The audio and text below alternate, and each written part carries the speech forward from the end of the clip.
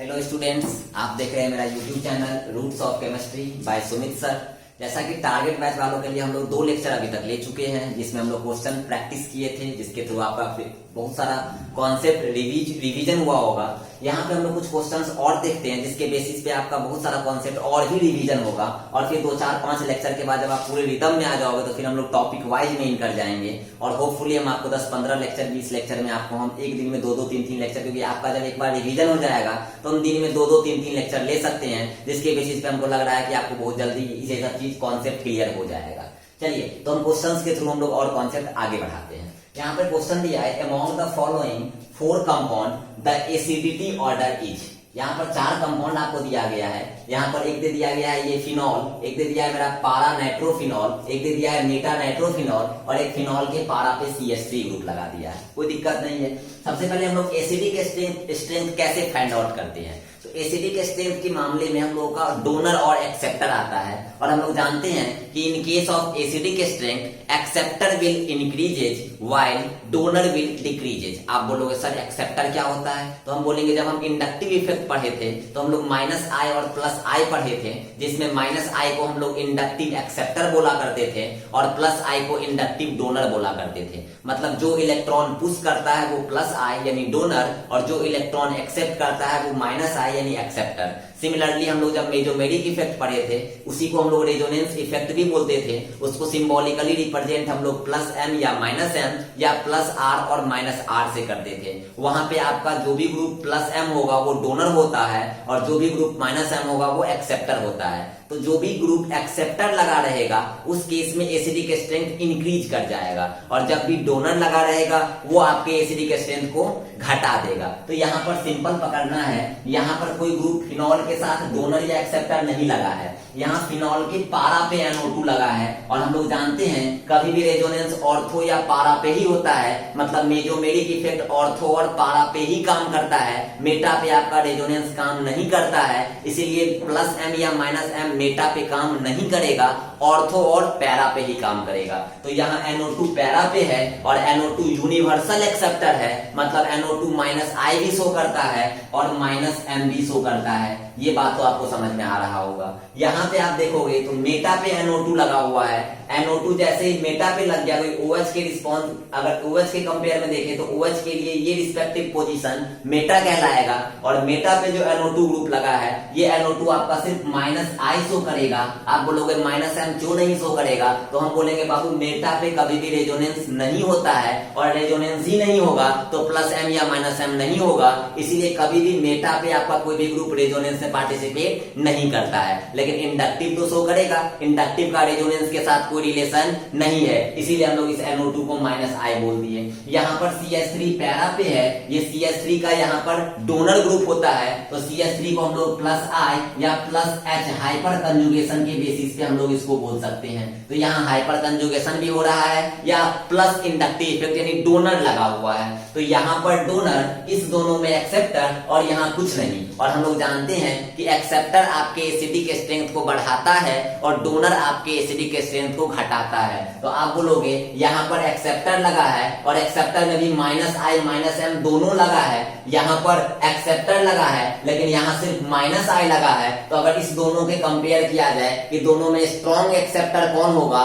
तो हम यहाँ पर बेहिचक बोल देंगे कि -M वाला स्ट्रॉन्ग एक्सेप्टर होगा, और जो स्ट्रॉन्ग एक्सेप्टर होगा वो स्ट्रॉन्ग एसिडिक होगा, मोस्ट एसिडिक होगा। तो यहाँ पर आपका एक्सेप्टर, यहाँ पर भी एक्सेप्टर, मतलब B और C जो होगा वो ज्यादा एसिडिक होगा A और D के कंपेयर में। लेकिन B और C में कंपेयर करें तो ये मोर एसिडिक और ये लेस एसिडिक, क्योंकि यहाँ पर मोर एक्सेप्टर और ये मेरा लेस एक्सेप्टर। इसीलिए हम बोल सकते हैं कि B जो होगा वो मोर एसिडिक हो जाएगा C के कंपेयर में। अब हम लोग A और D की बात करेंगे तो A में कोई ग्रुप नहीं लगा है डोनर या एक्सेप्टर, लेकिन D में डोनर लगा है, और हम लोग जानते हैं डोनर आपके एसिडिक स्ट्रेंथ को घटाता है, एक्सेप्टर आपके एसिडिक स्ट्रेंथ को बढ़ाता है। तो यहाँ डोनर है, घटा रहा है, यहाँ कुछ नहीं है, तो ना घटा रहा है ना बढ़ा रहा है। इसीलिए इसका एसिडिक स्ट्रेंथ कम, क्योंकि यहाँ घटाने वाला ग्रुप लगा है, इसका एसिडिक स्ट्रेंथ इससे ज्यादा, तो बी के बाद सी के बाद हो जाएगा ए और ए के बाद हो जाएगा डी।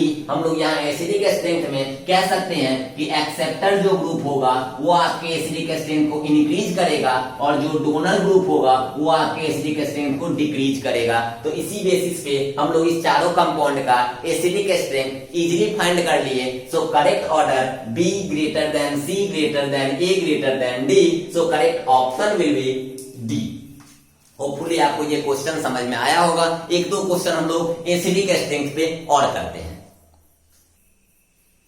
चलिए नेक्स्ट क्वेश्चन हम लोग देखते हैं, एसिडिक स्ट्रेंथ पे ही बेस्ड है। क्वेश्चन कह रहा है the correct order of strength of the carboxylic acid. Carboxylic acid का एसिडिक स्ट्रेंथ पूछ रहा है। ये तीन कंपाउंड आपको दिया गया है और इस तीनों के बेसिस पे बोल रहा है कि करेक्ट एसिडिक स्ट्रेंथ का ऑर्डर क्या होगा। जैसा कि पिछला क्वेश्चन हम लोग देखे थे कि एक्सेप्टर आपके एसिडिक स्ट्रेंथ को बढ़ाता है और डोनर आपके एसिडिक स्ट्रेंथ को घटाता है। तो यहाँ पे अगर हम बात करेंगे तो कार्बोक्सिलिक एसिड यहाँ पे लगा हुआ है, कार्बोक्सिलिक एसिड यहाँ है, कार्बोक्सिलिक एसिड यहाँ है। इसके कंपेयर में आप ग्रुप देखो तो यहाँ जो आपका O है इस O के पास दो दो लोन पेयर, इस O के पास भी दो दो लोन पेयर। यहाँ कोई ग्रुप नहीं है, ये पूरा का पूरा साइक्लो अल्काइल ग्रुप है। इसका मतलब ये डोनर होता है क्योंकि हम लोग जानते हैं all alkyl group will be donor. तो ये डोनर है, ये इसके एसिडिक स्ट्रेंथ को घटाएगा। यहाँ पर O लगा है, यहाँ भी O लगा है और दोनों O में से किसी भी O का lone pair, O that means oxygen, दोनों ऑक्सीजन में से किसी भी ऑक्सीजन का लोन पेयर रेजोनेंस में पार्टिसिपेट नहीं कर रहा है। इसका मतलब यहाँ पर ये O दोनों ऑक्सीजन में से कोई भी ऑक्सीजन मेजोमेरिक इफेक्ट शो नहीं करेगा, लेकिन इंडक्टिव तो शो करेगा। मतलब ये O भी माइनस आई शो करेगा और ये O भी माइनस आई शो करेगा। और अब यहाँ पे आप अगर गौर करोगे तो ये O इस ग्रुप से ज्यादा दूर है, ज्यादा दूर है मतलब इस माइनस आई का इफेक्ट कम होगा क्योंकि डिस्टेंस बढ़ने से इंडक्टिव इफेक्ट घटता है। यहाँ पर O इस COOH से नजदीक है इसके कंपेयर में, तो ये O इस COOH से ज्यादा इलेक्ट्रॉन खींचेगा। जो ज्यादा इलेक्ट्रॉन खींचेगा वो ज्यादा एक्सेप्टर होगा और जो ज्यादा एक्सेप्टर होगा वो ज्यादा एसिडिक होगा। तो इस दोनों में दोनों एक्सेप्टर है लेकिन ये मोर एक्सेप्टर, ये लेस एक्सेप्टर। रीजन कि यहाँ डिस्टेंस बढ़ गया, डिस्टेंस बढ़ गया तो इलेक्ट्रॉन लेने की एबिलिटी घट गई। यहाँ डिस्टेंस कम, इलेक्ट्रॉन लेने की एबिलिटी यहाँ ज्यादा। तो हम कह सकते हैं कि ये मेरा मोर एक्सेप्टर, ये मेरा लेस एक्सेप्टर है, दोनों एक्सेप्टर, इसलिए इस दोनों का एसिडिक स्ट्रेंथ इससे ज्यादा होगा। इसका मतलब this will be less acidic and these both are more acidic. लेकिन इस दोनों में कंपेयर करेंगे तो ये मेरा मोर एसिडिक और ये मेरा लेस एसिडिक। रीजन है यहाँ पर लेस एक्सेप्टर, यहाँ पर मोर एक्सेप्टर। तो हम कह सकते हैं 2 greater than 3 greater than 1। Reason है यहाँ पर ये ज्यादा एक्सेप्टर, डिस्टेंस कम, ये कम एक्सेप्टर, डिस्टेंस ज्यादा। और यहाँ तो डोनर है बाबू, डोनर वाला आपके एसिडिक स्ट्रेंथ को घटा देगा। ये दोनों एक्सेप्टर है, एसिडिक स्ट्रेंथ को बढ़ा देगा। अब दोनों में कंपेयर तो यहाँ पर डिस्टेंस कम, यहाँ डिस्टेंस ज्यादा, डिस्टेंस कम, इंडक्टिव इफेक्ट ज्यादा, इंडक्टिव इफेक्ट ज्यादा मतलब एसिडिक स्ट्रेंथ ज्यादा। इसीलिए 2 का एसिडिक स्ट्रेंथ सबसे ज्यादा, उसके बाद 3 का और सबसे कम 1 का। तो correct order is 2 greater than 3 greater than 1। So correct option will D. Hopefully आपको ये क्वेश्चन समझ में आया होगा। चलिए नेक्स्ट क्वेश्चन हम लोग देखते हैं। ये हाइड्रोकार्बन का है और ये ओजोनोलाइसिस पे बेस्ड है। आज हम बहुत इजीली कॉन्सेप्ट समझेंगे ओजोनोलाइसिस कैसे होता है क्वेश्चंस के व्यू से। क्वेश्चन कह रहा है which of the compound with molecular formula C5H10 is acetone on ozonolysis. मतलब इस 4 में से कौन सा ऐसा मॉलिक्यूलर फार्मूला है जिसपे ओजोनोलाइसिस करवाएंगे तो हम लोग को एसीटोन मिलेगा। ये बहुत इजी कॉन्सेप्ट है। सबसे पहले ओजोनोलाइसिस क्या होता है, कैसे बनाएंगे। तो जब कभी भी हम लोग अल्कीन को जब हम लोग O3 और H2O ZN के साथ रिएक्शन करते हैं तो मेरा ओजोनोलाइसिस होता है और ओजोनोलाइसिस में आपका अल्डिहाइड या कीटोन फॉर्म करेगा। कैसे आप समझना, हम लोग एक शॉर्ट ट्रिक के बेसिस पे बताते हैं। जैसे अगर हम लोग ले लेते हैं C single bond C double bond C और इस अल्कीन का अगर हम लोग को ओजोनोलाइसिस करवाना है तो हम लोग सिंपल यहाँ पर ओजोनोलाइसिस को सिंबॉलिकली यहाँ पर O3 ये फर्स्ट हो गया और सेकेंड हम लोग ले लेते हैं H2O का ZN के साथ रिएक्शन। जब कभी भी इतना लिखा हो मतलब हम समझ लेंगे ये ओजोनोलाइसिस कह रहा है करने के लिए। या कभी आपको एरो दे देगा और ऊपर में लिख देगा ओजोनोलाइसिस, तब तो डायरेक्ट लिख ही दिया है। तो अगर O3H2O ZN लिख दिया तो हम लोग समझ जाएंगे ओजोनोलाइसिस करवाना है। ओजोनोलाइसिस कहने का मतलब सिंपल समझो कि जिस दो कार्बन के बीच में डबल बॉन्ड होगा उस दोनों कार्बन के डबल बॉन्ड को हटा दो और उस दोनों कार्बन पे डबल बॉन्ड O लगा दो। जैसे इस दो कार्बन के बीच में डबल बॉन्ड है तो हम लोग इस दोनों कार्बन को, यहां से ये हट गया, ये वाला पार्ट इधर हट गया और ये वाला कार्बन वाला पार्ट इधर चला गया, और जिस दो कार्बन के बीच में डबल बॉन्ड है उसको हटा के उस दोनों कार्बन पे डबल बॉन्ड O लगा देंगे। मतलब इस C पे भी डबल बॉन्ड O लग जाएगा तो बन जाएगा C सिंगल बॉन्ड C, और इस C पे डबल बॉन्ड O तो डबल बॉन्ड O, और कार्बन तो 3 ही बॉन्ड बनाया है मतलब एक H हो जाएगा। ठीक है, और एक जो बनेगा वो इस पर एक ही कार्बन है और यहाँ पर एक कार्बन लगा देंगे, इस कार्बन पे भी डबल बॉन्ड O लगाएंगे और यहाँ पर अब 2 H हो जाएगा क्योंकि 2 ही बॉन्ड बना है तो यहाँ पर सिंगल बॉन्ड H हो जाएगा। सिंपल, ये हो गया ओजोनोलाइसिस। इसका नाम हो गया आपका इथानल और ये हो गया आपका मिथानल। क्लियर। अगर हम लोग एक और इजी कॉन्सेप्ट ले तो हम लोग अगर यहाँ ले लेते हैं C सिंगल बॉन्ड C और यहाँ पर ले लेते हैं अगर हम लोग डबल बॉन्ड C। ठीक है, अब यहां पर आप देखोगे बहुत इजी कॉन्सेप्ट में हम बताएंगे, जिस दो कार्बन के बीच में डबल बॉन्ड है उस दोनों डबल बॉन्ड को हटा दो और डबल बॉन्ड वो दोनों कार्बन पे लगा दो। तो अगर हम लोग यहां से ओजोनोलाइसिस करवाएंगे O3H2O और ZN, तो बताओ यार इधर वाले कार्बन पे डबल बॉन्ड O लगेगा और इस वाले कार्बन पे डबल बॉन्ड O लगेगा तो एक बन जाएगा C सिंगल बॉन्ड C और double bond O single bond H। Clear, और एक बन जाएगा आपका H single bond C double bond O single bond H।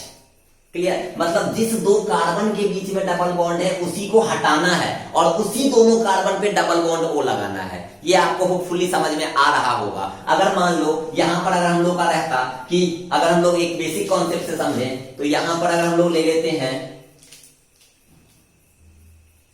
अगर हम लोग ले लेते हैं C डबल बॉन्ड C, ये मेरा इथीन है और इसका ओजोनोलाइसिस करवाएंगे, मतलब यहां पर अगर O3H2O और ZN से करवाएंगे तो उस दोनों कार्बन पे डबल बॉन्ड O आएगा।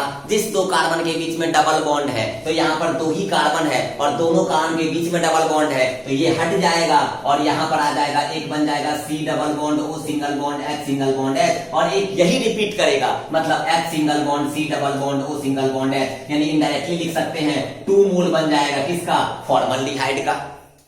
ठीक है, अब यहाँ पर हम लोग टॉपिक से ऑप्शंस के थ्रू पकड़ते हैं। यहाँ पर बोल रहा है which of the compound with molecular formula C5H10 yield acetone on ozonolysis. जिस तरह से यहाँ ओजोनोलाइसिस करवाने पे अल्डिहाइड मिला, यहाँ ओजोनोलाइसिस करवाने पे 2 मोल फॉर्मल्डिहाइड का मिला।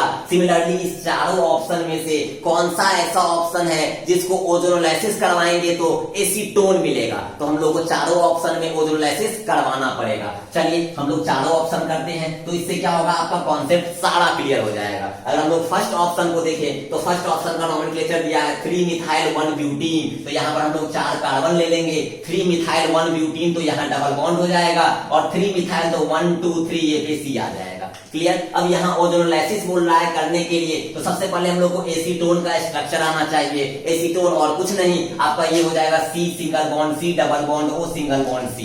ये मेरा हो गया एसीटोन। इसी का अगर IUPAC ने बोले तो हो जाएगा प्रोपानोन, क्योंकि 3 कार्बन है और कीटोन है तो ये हो जाएगा प्रोपानोन या प्रोपेन 2 ओन बोलोगे, बात बराबर ही है। तो इसमें से कौन सा ऐसा ऑप्शन है जिसका ओजोनोलाइसिस करवाने पे आपको ये प्रोडक्ट ऑब्टेन होगा। तो अगर आप यहां देखोगे तो आपको दूर से ही दिख रहा होगा, नहीं आएगा। रीजन है एक बन जाएगा फॉर्मल्डिहाइड और यहां भी तो अल्डिहाइड ही आएगा और आपको पूछ रहा है कीटोन आना चाहिए। अगर आप इसको ओजोनोलाइसिस करवाओगे मतलब O3H2O ZN से करवाओगे तो एक बन जाएगा C single bond C double bond O single bond H। जैसा कि हम आपको बताए हैं जिस 2 कार्बन के बीच में डबल बॉन्ड उस दोनों कार्बन पे डबल बॉन्ड O, तो इस C पे डबल बॉन्ड O और इस C के साथ एक H लगा दिए और इस कार्बन पे एक डबल बॉन्ड O और इस कार्बन पे दोनों तरफ H लगा देंगे। दोनों में से दोनों अल्डिहाइड आ गया, हमको चाहिए था एसीटोन, इसीलिए ऑप्शन ए नहीं होगा। ठीक है, नेक्स्ट ऑप्शन अगर हम देखें तो नेक्स्ट ऑप्शन में क्या कह रहा है वो देखिएगा। नेक्स्ट ऑप्शन कह रहा है साइक्लोपेंटेन। अरे यार साइक्लोपेंटेन तो होगा ही नहीं, ये मेरा अल्कीन का ओजोनोलाइसिस है, यहाँ पर तो अल्केन है, इसलिए ऑप्शन बी ऐसे ही खत्म हो गया। अगर हम लोग ऑप्शन सी की बात करें तो ऑप्शन सी बोल रहा है 2-मिथाइल 1-ब्यूटीन। अगर हम 2-मिथाइल 1-ब्यूटीन की बात करें तो ये हो गया ब्यूटीन और ये हो गया मेरा 2-मिथाइल। अब यहाँ पे अगर आप गौर करोगे तो यहाँ पर हम लोग इसका ओजोनोलाइसिस हो जाएगा, क्योंकि जिस दो कार्बन के बीच में डबल बॉन्ड है उसी दोनों कार्बन पे डबल बॉन्ड O आता है। तो यहाँ पर अगर हम लोग O3H2O जैन करवाएंगे तो एक बन जाएगा C सिंगल बॉन्ड C और बन जाएगा डबल बॉन्ड O। आप बोलोगे सर इस कार्बन पे H आएगा, हम बोलेंगे नहीं, रीजन है कि पहले से ही मेरे पास एक C था, क्योंकि यार इसी कार्बन पे ना डबल बॉन्ड O रखोगे, जिस कार्बन पे डबल बॉन्ड था तो इस कार्बन पे डबल बॉन्ड O रख दिए और उस C के साथ एक C भी था, एक प्रोडक्ट ये बन गया। ये कीटोन तो बना लेकिन ये एसीटोन नहीं बना, इस कारण से ये मेरा नहीं होगा और एक बन जाएगा आपका फॉर्मल्डिहाइड। तो इस दोनों में से कोई एसीटोन मिला, हम बोलेंगे नहीं मिला, क्योंकि एसीटोन का स्ट्रक्चर ये और इसका तो नाम हो जाएगा आपका 2-ब्यूटानोन, क्योंकि 4 कार्बन है, इसका नाम हो जाएगा 2-ब्यूटानोन। मतलब ऑप्शन सी भी गलत हो गया, इसका मतलब ऑप्शन डी ही होगा। लेकिन हम लोग डी करके देखते हैं कैसे आपका एसीटोन आता है। अगर हम लोग ऑप्शन डी की बात करें तो ऑप्शन डी कह रहा है 2-मिथाइल 2-ब्यूटीन। कोई दिक्कत नहीं है, हम लोग यहां ले लेंगे 2-मिथाइल यानी कि ये और 2-ब्यूटीन मतलब डबल बॉन्ड ये। तो हम लोग यहाँ पर ये 1 ये 2 ये 3 ये 4 नहीं हो गया क्या? 2 नंबर पे मिथाइल और 4 कार्बन का चेन और 2 नंबर पे डबल बॉन्ड, तो 2-मिथाइल 2-ब्यूटीन और ये कंपाउंड है, इसका ओजोनोलाइसिस करवाएंगे, कोई दिक्कत नहीं है। O3H2O ZN। अगर हम लोग डबल बॉन्ड जिस दो कार्बन के बीच में डबल बॉन्ड होगा उस दोनों कार्बन पे डबल बॉन्ड O लगा दो तो एक आ जाएगा C single bond C double bond O single bond है, क्योंकि एक इस कार्बन पे डबल बॉन्ड O आएगा और एक इस कार्बन पे डबल बॉन्ड O आएगा, तो एक ये आ गया। और जब इस कार्बन पे डबल बॉन्ड O आएगा तो इस कार्बन पे पहले से ही एक C है, तो C double bond O single bond C और ये कुछ नहीं CH3 CO CH3 मतलब ये ग्रुप हो गया और ये दोनों मिल गया, मतलब एसीटोन हम लोगों को मिल गया। तो इसलिए करेक्ट आंसर इज डी। तो आपको बेसिकली ओजोनोलाइसिस समझ में आया होगा। चलिए नेक्स्ट क्वेश्चन हम लोग फिर से ओजोनोलाइसिस पे ही देखते हैं, लेकिन ये थोड़ा अलग टाइप का है, रिंग वाला है, साइक्लिक ओजोनोलाइसिस है, जिससे आपको एक कॉन्सेप्ट अच्छे से क्लियर होगा। क्वेश्चन कह रहा है कि a single compound of the structure this is obtainable from ozonolysis of which of the following cyclic compound। इस बार ओपन चेन नहीं है, इस बार साइक्लिक कंपाउंड है। साइक्लिक भी बड़ा आसान है यार, वही कॉन्सेप्ट है, जिस दो कार्बन के बीच में डबल बॉन्ड है वो डबल बॉन्ड हट जाएगा और उस दोनों कार्बन पे डबल बॉन्ड O आ जाएगा। अगर हम लोग यहाँ पर साइक्लिक का एक एग्जाम्पल लेके चले तो मान लो कि अगर हम लोग के पास ये 5 कार्बन का साइक्लिक चेन है और यहाँ पे अगर डबल बॉन्ड है कोई दिक्कत नहीं है, और इसको अगर बोल रहा है ओजोनोलाइसिस करवाने के लिए मतलब O3H2O ZN। होपफुली अब आपको ये रिएजेंट याद ही हो गया होगा, क्योंकि यार बार बार जब एक ही टाइप का क्वेश्चन करोगे तो कॉन्सेप्ट क्लियर हो जाता है। और कभी भी रूट्स मत छोड़ना, कभी भी कॉन्सेप्ट मत छोड़ना, क्योंकि कॉन्सेप्ट अगर आपका क्लियर है तो क्वेश्चन पक्का है बनेगा। लेकिन अगर आप रूट छोड़ दोगे आंसर लाने के चक्कर में तो चलो यार वो क्वेश्चन का तो आंसर आ जाएगा लेकिन नेक्स्ट क्वेश्चन में तुम अटक जाओगे। इसलिए हम हमेशा बोलेंगे कि आप कॉन्सेप्ट को पकड़ो, क्वेश्चन तो अपने आप बनेगा। तो यहाँ पर अगर हम बोलेंगे, यहाँ पर ओजोनोलाइसिस की बात करें तो जिस दो कार्बन के बीच में डबल बॉन्ड है उस डबल बॉन्ड को हम तोड़ देंगे। जैसे ही तोड़ेंगे ये एक ओपन चेन हो जाएगा। ये रिंग जैसे ही टूट गया तो इधर से ब्रेक हो गया तो ये वाला एक एंड पर चला गया और ये वाला एक एंड पर चला गया। और इसको अगर हम लोग ब्रेक करेंगे तो यहाँ पर इस कार्बन पे भी डबल बॉन्ड O आएगा और इस कार्बन पे भी डबल बॉन्ड O आएगा। तो यहाँ से अगर हम लिखना चाहे तो यहाँ से अगर शुरू करो तो C डबल बॉन्ड O और इसके पास एक H है तो एक H हो जाएगा। और इधर से अब स्टार्ट होगा कोई एक एंड तो ये लास्ट एंड हो जाएगा। तो ये मेरा अल्डिहाइड, क्योंकि यहाँ पर कोई ग्रुप नहीं है, यहाँ पर एक H ही है, इसलिए यहाँ पर हम H लगा दिए। अगर यहाँ CH3 होता तो यहाँ पर हम लोग CH3 लगा देते। आपका कॉन्सेप्ट समझ में आ रहा होगा। यहाँ पर कोई ग्रुप नहीं है, यानी यहाँ पर अगर कुछ नहीं है तो क्या है? H है, इसलिए यहाँ भी कुछ नहीं है तो क्या है?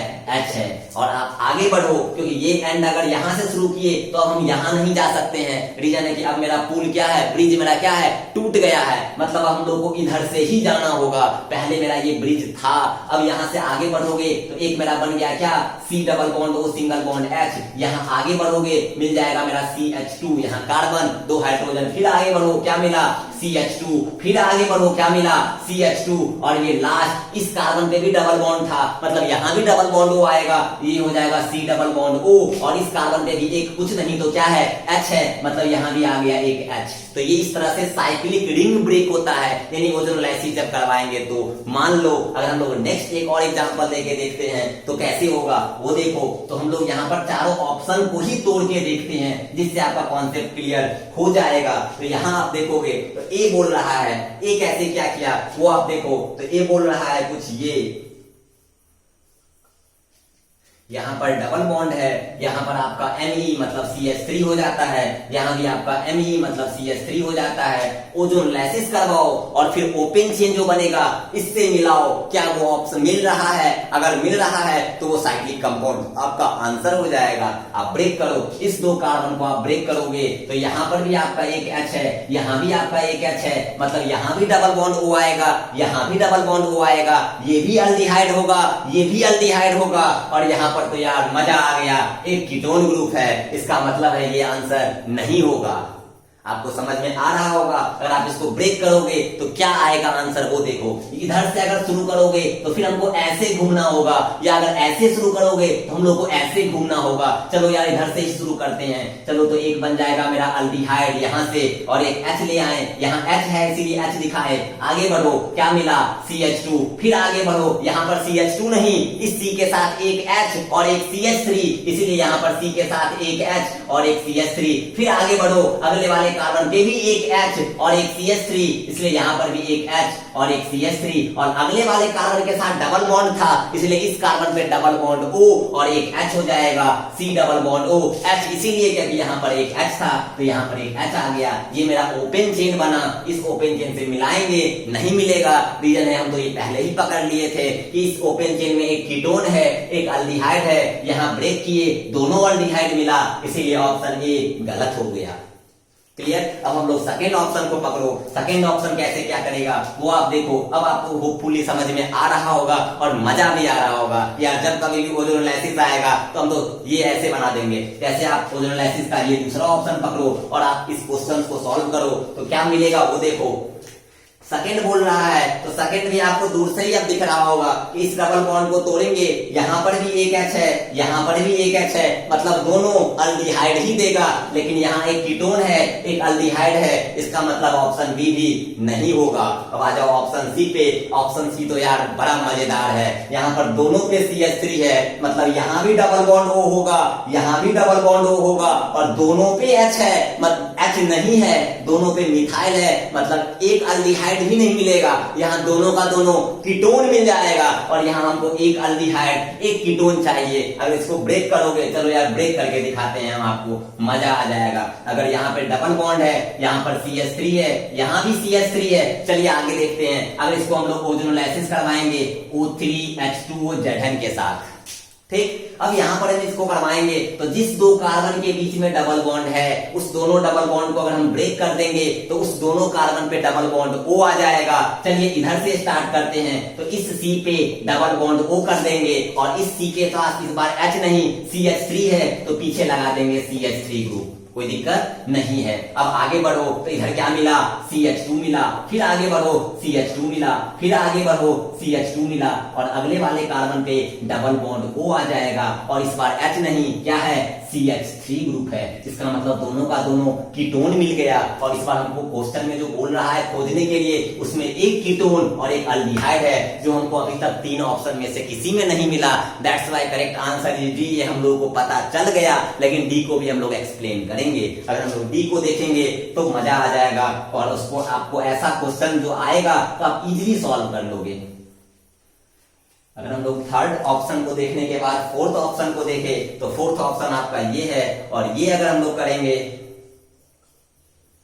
तो आपको यहाँ पे CH3 है, यहाँ पे डबल बॉन्ड, यहाँ पे CH3। आपको दूर से दिख भी रहा होगा कि यहाँ पर एक H और यहाँ पर CH3, ये अल्डिहाइड, ये कीटोन, मतलब यहाँ कुछ होप दिख रहा है और यहाँ पर पूरा होप दिख रहा है, क्योंकि ऊपर वाला तीनों ऑप्शन में हमको आंसर ही नहीं मिला, इसलिए हमको तो ये चेक भी नहीं करना चाहिए। लेकिन हम आपको पहली बार बता रहे हैं, इसलिए हम आपको ये क्वेश्चन का एक एक ऑप्शन सॉल्व करके बता रहे हैं। इसलिए नहीं कि आंसर क्या होगा, इसलिए कि आपका पूरा का पूरा कॉन्सेप्ट क्लियर हो जाएगा। यहाँ पर अगर आप ओजोनोलाइसिस करवाओगे O3H2O ZN के साथ, तो यहाँ देखोगे इस दो कार्बन का अगर ओजोनोलाइसिस होगा तो जिस दो कार्बन के बीच में डबल बॉन्ड, उस दोनों कार्बन पे डबल बॉन्ड O आ जाएगा। तो यहाँ भी डबल बॉन्ड O आएगा, लेकिन यहाँ पर एक H है, और यहाँ भी डबल बॉन्ड O आएगा, लेकिन यहाँ CH3 है। मतलब ये वाला कार्बन कीटोन, ये वाला कार्बन अल्डिहाइड। अगर हम लोग ब्रेक करके दिखाएं तो यहाँ से चलो तो बन जाएगा C double bond O single bond H aldehyde. क्या इसके बाद हम ये चलेंगे? नहीं, क्योंकि ये तो ब्रिज टूट गया, अब हम लोग को इधर से चलना होगा। तो चलो यार आगे, ये मिल गया CH2, अगले वाले पे C के साथ एक H और एक CH3, तो अगले वाले C पे एक H और एक CH3, इसके अगले वाले पे CH2 और उसके अगले वाले पे C, और इस C पे डबल बॉन्ड O और उसके साथ CH3, तो C डबल बॉन्ड O और उसके साथ CH3। आप देखोगे तो CHO, CH2, फिर अगले वाले C पे एक H और एक CH3, फिर अगले वाले पे CH2, फिर CO और देन CH3। यानी आपको स्ट्रेट आंसर मिल गया। तो correct answer is D. Hopefully आपको ओजोनोलाइसिस क्लियर हुआ होगा। चलिए नेक्स्ट क्वेश्चन हम लोग देखते हैं। नेक्स्ट क्वेश्चन में ये कंपाउंड दिया गया है जिसको बोल रहा है अल्कोहलिक KOH एक्सेस में लेने के बाद मेजर प्रोडक्ट क्या बनेगा। बहुत आसान है, यहाँ पर आपको दो दो हैलोजन ग्रुप यानी दो दो ब्रोमीन आपको दिख रहा होगा। अल्कोहलिक KOH हमेशा डबल बॉन्ड लाता है, यानी डीहाइड्रो हैलोजिनेशन करवाता है, मतलब एलिमिनेशन करवाता है। तो यहाँ पे अगर आप गौर कर रहे होगे तो यहाँ जो आपका कहाँ पे डबल बॉन्ड बनेगा, जो मेजर प्रोडक्ट बनेगा, मेजर प्रोडक्ट वही होगा जो मोर स्टेबल होगा। तो आप यहाँ पे गौर करोगे तो आपका डबल बॉन्ड अल्कोहलिक KOH लोगे तो डबल बॉन्ड इधर भी बन सकता है, आपका डबल बॉन्ड इधर भी बन सकता है। एक्सेस में अल्कोहलिक KOH से डबल बॉन्ड इसका भी अल्कोहलिक में इधर भी बनेगा या इधर भी बनेगा। तो बहुत सारा चार ऑप्शन है, आप कंफ्यूज कर सकते हो। तो आप एक चीज गौर करना, ये मेरा फिनाइल ग्रुप है, अगर ये Br यहाँ आ जाए तो ये डबल बॉन्ड हो जाएगा और ये डबल बॉन्ड इस फिनाइल के पाई बॉन्ड के साथ कंजुगेशन में हो जाएगा। तो अगर हम लोग यहाँ पर देखेंगे तो इस ग्रुप को अगर हम लोग यहाँ पे बनाएं तो यहाँ पर अगर कुछ ऐसा बनेगा, ये मेरा फिनाइल हो गया और यहाँ पर ये ग्रुप, इसके बाद ये ठीक है। यहाँ पे अगर आपका Br है और यहाँ पर आपका Br है, ठीक है। अब यहाँ पे अगर आप देखोगे तो Br अगर यहाँ पे है और Br आपका यहाँ पे है, इस BH में डबल बॉन्ड अगर हम यहाँ लाएंगे तो ये पाई और ये पाई कंजुगेशन में है और आगे रेजोनेंस होगा। तो एक बार जब एक्सेस में अल्कोहलिक KOH है, मतलब हम लोग के पास अल्कोहलिक KOH की कमी नहीं है, तो इस तरीके से कोशिश करेंगे डबल बॉन्ड लाने का कि हमेशा कंजुगेशन में हो और रेजोनेंस होते रहे। तो अगर हम लोग यहाँ पे अल्कोहलिक KOH लगाएंगे तो ये Br इधर से भी H ले सकता है, इधर से भी H ले सकता है, डबल बॉन्ड यहाँ भी बन सकता है, डबल बॉन्ड यहाँ भी बन सकता है। लेकिन जब डबल बॉन्ड यहाँ बनेगा तो इस फिनाइल के पाई बॉन्ड के साथ कंजुगेशन में होगा और वो मोर स्टेबल होगा। इसीलिए हम लोग ये ब्रोमीन को जब डीहाइड्रो हैलोजिनेशन करवाएंगे तो डबल बॉन्ड यहाँ बन जाएगा। उसके बाद हम लोग के पास अल्कोहलिक KOH की कमी नहीं है और यहाँ पर एक और हैलोजन है। इस हैलोजन के बगल वाला अल्फा कार्बन यहाँ भी, अल्फा कार्बन यहाँ भी, इस अल्फा कार्बन के पास भी हाइड्रोजन, इस अल्फा कार्बन के पास भी हाइड्रोजन। लेकिन जब हाइड्रोजन यहाँ से लोगे तो डबल बॉन्ड यहाँ बनेगा और अगर डबल बॉन्ड यहाँ बनेगा तो इस पाई बॉन्ड के साथ कंजुगेशन में नहीं होगा। लेकिन जब इस वाले का हाइड्रोजन लेंगे तो डबल बॉन्ड यहाँ बनेगा और ये पाई बॉन्ड इस पाई बॉन्ड के साथ कंजुगेशन में हो जाएगा और पूरा रेजोनेंस में पार्टिसिपेट करेगा। तो मोर स्टेबल तभी जब रेजोनेंस होगा, तो ये ब्रोमीन हटेगा और डबल बॉन्ड यहाँ बनेगा और ये मेरा more stable compound major product बनेगा। तो आप ऐसा वाला ऑप्शन ढूंढो जो कहां पे मिलेगा। तो अगर ऐसा ऑप्शन ढूंढेंगे तो ये पाई बॉन्ड और ये पाई बॉन्ड कंजुगेशन में है, जो जैसा कि आपको यहाँ दिख रहा है और यहाँ पीएच है, इसका मतलब हुआ correct answer is B. Clear हुआ होगा आपको। चलिए नेक्स्ट क्वेश्चन करते हैं। चलिए नेक्स्ट क्वेश्चन हम लोग देखते हैं। क्वेश्चन अच्छा क्वेश्चन है, बट आपको कॉन्सेप्ट अगर आ जाएगा तो ऐसा क्वेश्चन आप आराम से कर सकते हो। रिंग का फॉर्मेशन वाला क्वेश्चन है, कैसे आप एक रिंग के बाद दूसरे रिंग का सिलेटिंग का फॉर्मेशन करेंगे, आप रिंग का एक फॉर्म करोगे। क्या कह रहा है ये कंपाउंड आपको दिया गया है जिसको AlCl3। तो आप याद करो जब आप फ्रीडलक्राफ्ट एल्काइलेशन या फ्रीडलक्राफ्ट एसाइलेशन पढ़ रहे होंगे तो आप यही करते थे, एनहाइड्रस AlCl3 का यूज करते थे। और ये कुछ नहीं, आपको ऐसे अगर हम ले लेंगे CH3 single bond C single bond Cl, तो ये बॉन्ड ब्रेक करता था और इस C पे प्लस और इस Cl पे माइनस करके कार्बोकैटायन का फॉर्म करा देता था। और एक बात आप याद रखो, जैसे ही कार्बोकैटायन बन गया मतलब ये इलेक्ट्रोफाइल हो गया, और ये इलेक्ट्रोफाइल बेंजीन पे आराम से अटैक कर सकता है। जैसा कि अगर हम लोग इस क्वेश्चन में देखेंगे तो अगर मान लो बेंजीन पे अगर हम लोग को इलेक्ट्रोफाइल का अटैक करवाना है तो बेसिक समझिएगा, इस बेंजीन रिंग पे अगर हम लोग यहाँ पाई बॉन्ड ले लिए हैं और अगर ये E+ है तो ये E+ इस पाई बॉन्ड पे अटैक करेगा। जैसे ही क्योंकि इसके पास इलेक्ट्रॉन कम, इसके पास इलेक्ट्रॉन ज्यादा, जैसे ही अटैक करेगा ये पाई बॉन्ड ब्रेक हो जाएगा। पाई बॉन्ड ब्रेक होगा किस में? प्लस में और माइनस में, कोई दिक्कत नहीं है। जैसे ही ये इलेक्ट्रोफाइल है मतलब इसके पास इलेक्ट्रॉन कम है, इलेक्ट्रॉन कम है तो वो इस दोनों में उस कार्बन पे अटैक करेगा जहां पर उसको इलेक्ट्रॉन मिलेगा, और माइनस वाले के पास उसको इलेक्ट्रॉन मिल जाएगा। मतलब ये इलेक्ट्रोफाइल इस बेंजीन के इस कार्बन पे अटैक करेगा। तो हम लोग कर सकते हैं, ये मेरा बेंजीन का ये पाई बॉन्ड और यहाँ पे हो जाएगा E। अब E के पास यहाँ पर एक H भी तो होगा, बेंजीन के हर कार्बन पे एक एक हाइड्रोजन भी तो है, तो यहाँ पर एक हाइड्रोजन और ये प्लस चार्ज। जैसे ही ये H अपना इलेक्ट्रॉन इसको दे देगा, रीजन है कि जैसे ही ये पाई बॉन्ड टूटा मतलब यहाँ पर एरोमेटिसिटी लूज हो गया, और बेंजीन कभी भी अपना एरोमेटिसिटी लूज नहीं करेगा। रीजन है कि बेंजीन एरोमेटिसिटी लूज करने के बाद स्टेबिलिटी भी लूज कर देगा। तो जैसे ही ये पाई बॉन्ड ब्रेक हुआ ये इलेक्ट्रोफाइल यहाँ पर सब्स्टिट्यूट हो गया, और इलेक्ट्रोफाइल के सब्स्टिट्यूट होने के बाद यहाँ का जो आपका H था, क्योंकि हर कार्बन के पास H है, क्योंकि बेंजीन का फॉर्मूला ही C6H6 होता है, तो ये H अपना एक इलेक्ट्रॉन लेके ये H अपना इलेक्ट्रॉन दे दिया। तो H अपना इलेक्ट्रॉन दिया तो यहाँ पर डबल बॉन्ड हो जाएगा और इस कार्बन को अपना खोया हुआ इलेक्ट्रॉन मिल जाएगा। मतलब यहाँ से हम लोग ये लिख सकते हैं कि ये मेरा बेंजीन हो गया और ये मेरा बाहर क्या निकला? तो H+ निकला, यानी कि E+ के जगह पे H+ सब्स्टिट्यूट हो गया, यानी कि जहां H था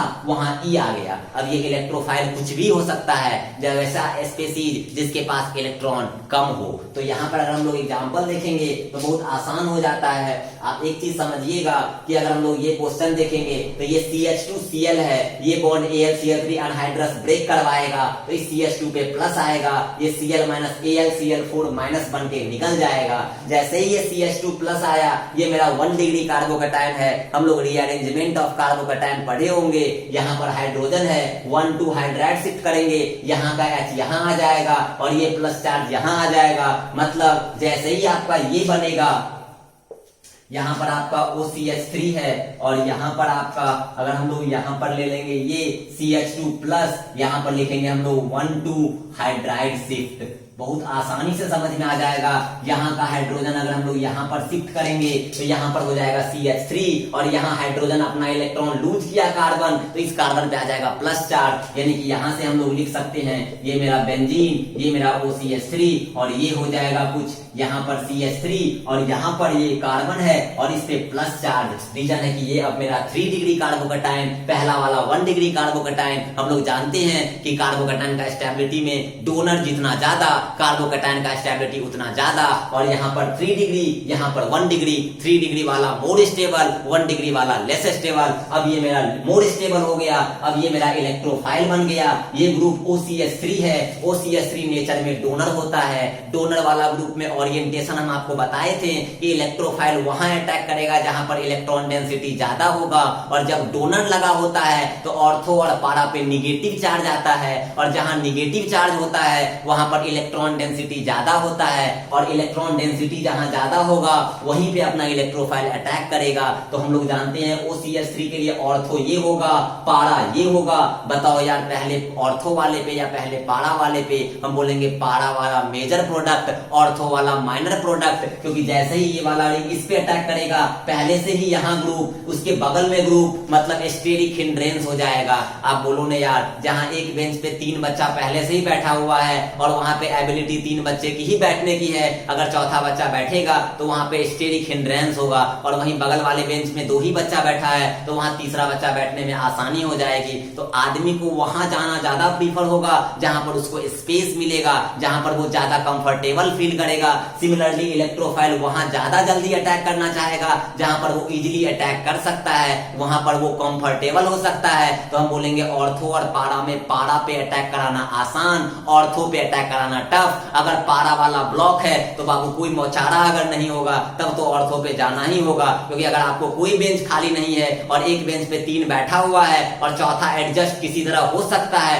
तो बाबू नीचे में बैठने से अच्छा है वहीं पर तुम एडजस्ट कर सकते हो। बस यही बात यहाँ है कि पहले अगर पारा यहाँ फ्री है तो पहले हम लोग पारा पे क्यों ना अटैक करवाएं। अगर यहाँ पारा पे कोई ग्रुप रहता, इसका मतलब पारा ब्लॉक होता, तो हम लोग ऑर्थो पे ही जाते। तो आप बताओ, ये मेरा इलेक्ट्रोफाइल और ये मेरा यहाँ पर ये कार्बन का जो पोजीशन होगा इसके लिए पैरा हो जाएगा, तो ये जो होगा ये इलेक्ट्रोफाइल अटैक करेगा इस पे और ये मेरा रिंग का फॉर्मेशन कर लेगा। कितने कार्बन का रिंग? तो 1 2 3, और ये कार्बन के साथ जुड़ जाएगा और जो यहाँ पे स्ट्रक्चर बनेगा वो कुछ ये बनेगा, ये मेरा बन जाएगा OCH3 और यहाँ पे आ जाएगा, अगर हम लोग ले लेंगे तो बन जाएगा आपका 1 2 3 4, यहाँ पे हो जाएगा 1 2 3 1 2 3, और इस कार्बन पर एक CH3 ऊपर, एक CH3 ये, यानी कि यहाँ पर एक CH3 ये हो जाएगा और एक CH3 ये हो जाएगा। और मजा आ गया, आपको आंसर दिख रहा होगा, आंसर जो होगा वो आपका B हो जाएगा। यहाँ पर ये दोनों CH3 है, 5 कार्बन का रिंग है। ये आपको होपफुली समझ में आया होगा। चलिए, तो हम लोग कुछ क्वेश्चंस आज देखे हैं और अब हम लोग थोड़ा लेक्चर को एक दिन में 2-2 लेक्चर दे देंगे, क्योंकि आपको अब थोड़ा रिवीजन में आप रिदम में आ गए होंगे, तो आप होपफुली बहुत इजीली आप इंजॉय करके आप उसको रिदम में लेके आप रिवीजन कर रहे होंगे। तो आज हम लोग बहुत सारा क्वेश्चंस देखें और हम लोग आज भी नया वीडियो भी डालेंगे, जिसके कारण उसमें बहुत सारा और भी क्वेश्चंस मिलेगा जो आपका कॉन्सेप्ट बहुत ज्यादा क्लियर करेगा। तो होपफुली आपको बहुत ज्यादा बेनिफिट हो रहा होगा। बस हम यही एक कंडीशन रखेंगे बाबू कि रिवीजन हमेशा कीजिए, क्योंकि रिवीजन अगर आप नहीं करोगे तो हम जब बताएंगे तब तो आपको लगेगा कि नहीं सर बहुत अच्छे से समझ में आ रहा है, लेकिन जैसे ही आपको नया क्वेश्चन मिलेगा, नया कॉन्सेप्ट मिलेगा, आपको लगेगा यार कि ये कहाँ बताए हैं। बाबू कॉन्सेप्ट तो यही रहेगा, बस इसी में थोड़ा घुमा देगा, 5 के बदले 6 कार्बन का रिंग कर देगा। आप बोलोगे सर ये कहाँ करवाए हैं, तो बाबू कॉन्सेप्ट पकड़ो। यहाँ 6 कार्बन भी होता तो क्या दिक्कत है, यहाँ 5 के बदला 6 कार्बन ऐसा दिखने लगता, कोई दिक्कत नहीं। इसलिए हम बोलेंगे चाहे फिजिक्स हो, चाहे वो केमिस्ट्री हो, मेंस वालों के लिए मैथ्स हो या नीट वालों के लिए बायोलॉजी हो, रिवीजन बहुत जरूरी है। और अभी तो यार लॉकडाउन चल रहा है, कोई काम बहुत ज्यादा होगा नहीं, इसीलिए अगर आप घर पे पढ़ोगे